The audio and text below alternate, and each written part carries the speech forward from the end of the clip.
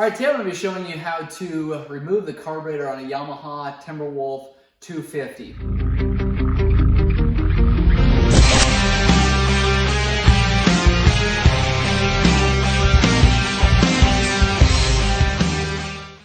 After we get it removed, I'm going to show you how to clean the carburetor on this Yamaha Timberwolf. We're going to rebuild it, completely go through it, make sure all orifices and jets are cleaned out, and then we're going to reinstall this carburetor. So make sure you check those videos out on our channel. If you found this video helpful, make sure you subscribe, like, and share our channel. I do appreciate any feedback I get from you guys.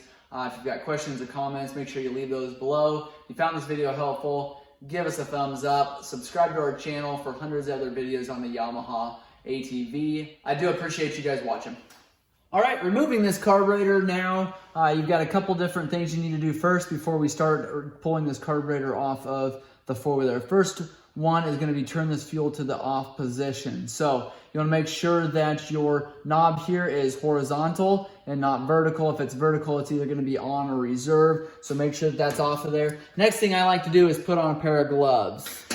All right, gloves are on. They are not required. They are suggested. A lot of times when I'm cleaning a carburetor is because of really old, stinky fuel. I don't enjoy that smell on my hands. I don't mind the smell of good, clean gas, but old, nasty fuel just absolutely reeks. And you can't always get that fuel smell off of there with just one hand washing.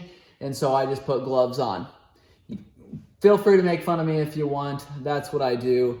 I'm gonna stick with it. So to pull your fuel line off of there, a couple different places you can do that. Grab whatever clamp is on your fuel hose. You can do it there, you can do it there, you can do it up at the fuel petcock. I would suggest if you do it here, a lot of times when you're pulling that fuel line off, you do pull the actual nipple off of that fuel petcock valve, and then you have a hard time getting that to seal up. I like to pull it off of the actual carburetor itself or at your fuel filter area, because a lot of times I'll just replace that fuel filter at the same time. So I'm going to take and actually remove a couple of these clamps so that we can pull it off wherever it comes off at. So I'm going to go ahead and slide this one down, and now I'm going to take and I'll probably just pull on something. Okay, a lot of times if they're being a real challenge to pull off of there, what I'll do is grab my side dikes. This will allow you to get in behind that fuel hose. You're obviously not going to take and pinch that very hard, but it does allow you to get in behind that fuel line and just kind of pry it off of there. So we'll just slide that off, then you can get in behind there and just pull it off just like that. So fuel line is off. You can now take and a lot of times what I'll do is take and remove this fuel filter. That way we don't forget.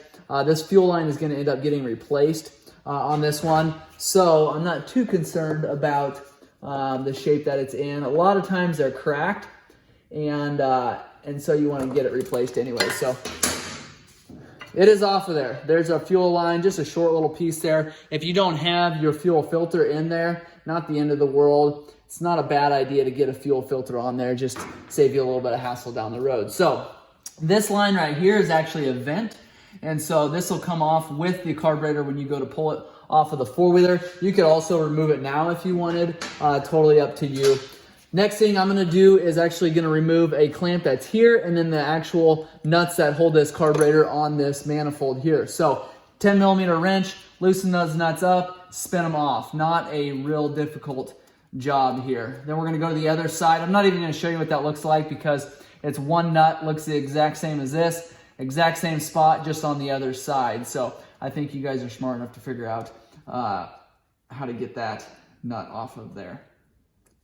All right, both of those nuts have been removed off of the carburetor. That is what they look like there. Takes a 10 millimeter wrench to remove those. So that is off. The next thing you're gonna do, grab a Phillips screwdriver. There's a clamp on this intake boot here. This intake boot is going directly from your airbox to your carburetor. So not always gonna be the case that your clamp is gonna be tightened up in this position. Sometimes, and you'll just have to find where your Phillips screw is on this actual clamp. Sometimes those get slid around. Sometimes they're put in from the top. Just go ahead and find where you need to loosen this clamp up at and grab a Phillips screwdriver and loosen it up. You want to make sure it's good and loose because you actually want to slide your carburetor off of this intake boot going this direction. So you want to make sure that it's not going to get held up at any point there. There's not a clamp on the back of this boot. So if you need to remove that boot, it's actually in a groove in the air box, if that makes sense. But typically they're fairly flexible and you're able just to take and push back on that boot. I don't know if your camera angle is going to be able to see that, but just take your fingers, push back on that intake boot. That'll allow you to slide that carburetor out. You've got to get it a good 1/2 inch at least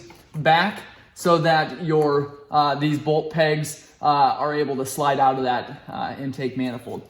Next thing you're going to do is tip that far enough this direction to get to your cap, and that's going to be the cap that your slide goes in at, as well as your throttle cable. I'm going to go ahead and remove this vent tube. For one, we're going to replace it. It's very, very brittle. For two, it's kind of in your way and you're not going to be able to see exactly what I'm doing here. So again, take your side dikes, carefully pry up. What you don't want to do is pry so hard that you end up pulling that nipple off of there. And you also don't want to take and score that nipple up.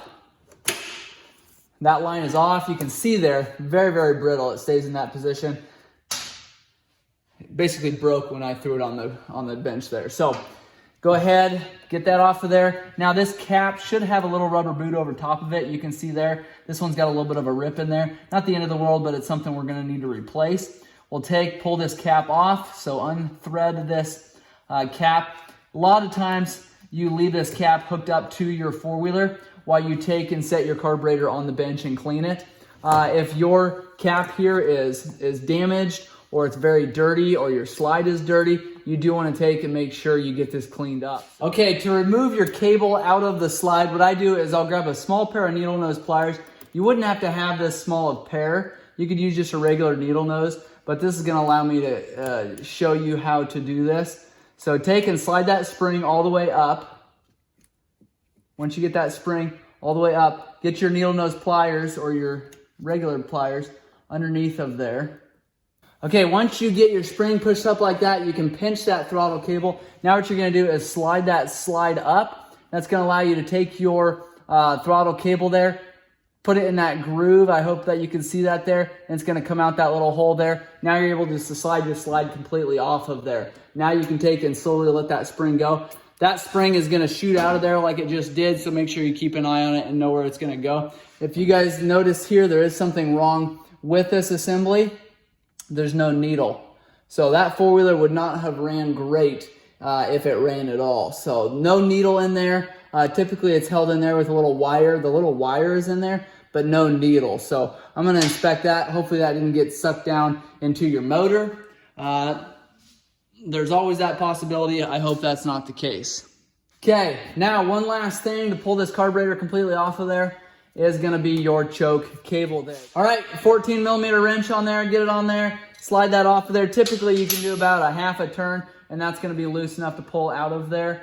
Now when you pull this cap off of here, you're also gonna be pulling the plunger and the spring, so keep that in mind. They're not gonna go flying anywhere, but a lot of times these are sometimes stuck in there really hard. And pull this cap, spray some WD-40 down in there, and you can let that sit for a little bit. Sometimes when you pull it up, it's actually gonna leave the plunger in there, and I'll show you some tricks and tips when I get this on the counter there to show you how to remove that. So set this carburetor aside. I'm gonna show you how to pull this plunger quick, and then I'll put this carburetor on the bench and get it clean for you. So grab the spring, pry it up just like that. You're gonna slide the cable out either side. There's a little groove there. You're gonna slide it out of. There's your spring. Here's your cap. That's just gonna come right out of there. Your cable can stay right there. So that is the choke plunger assembly on the Yamaha Timberwolf 250.